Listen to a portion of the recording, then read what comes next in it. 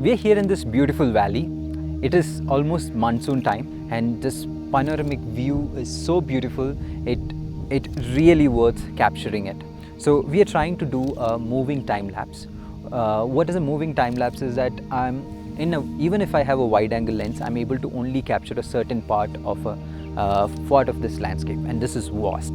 So what we wanted to do is we wanted to pan from one end of the valley to the other end. So we are using a Genie Mini along with a Sony A7R II to do this. Genie Mini is an electronic panning device which can pan up to 360 degrees in one axis and can be controlled by a mobile app.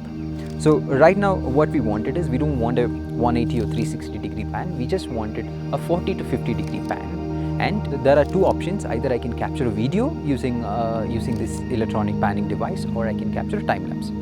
What happens in the case of time lapse is that it is not a continuous movement. So it captures an image and waits for the interval that I have set.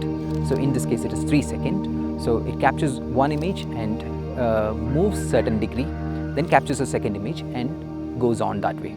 So right now I have 50 degrees that I have set, and I wanted a footage duration of 15 seconds, and my interval is 3 seconds.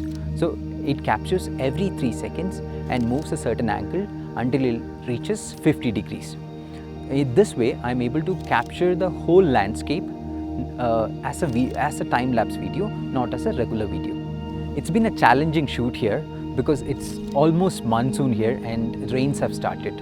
So it's been partially raining and cloudy, and sometimes it's rainy and sometimes it's cloudy. In this case, I didn't want it to have an aperture priority mode. I wanted to do it in a manual mode. Otherwise, it is very hard to handle the flicker because the light varies quite a lot and camera tries to change settings in every picture. So for this time lapse, I have decided to do it in manual mode. Only the major challenge still I have is that the dynamic range between the valley and the sky is very high. So we will have to do little posts to bring down the highlights in the sky to match the exposures. Right now the sky is little overexposed because the light in the valley is comparatively lesser than the sky.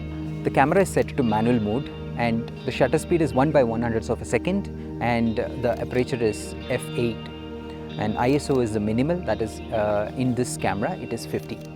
The rest everything is manual, that is white balance I have set to around 5600. All noise reductions and such things are off.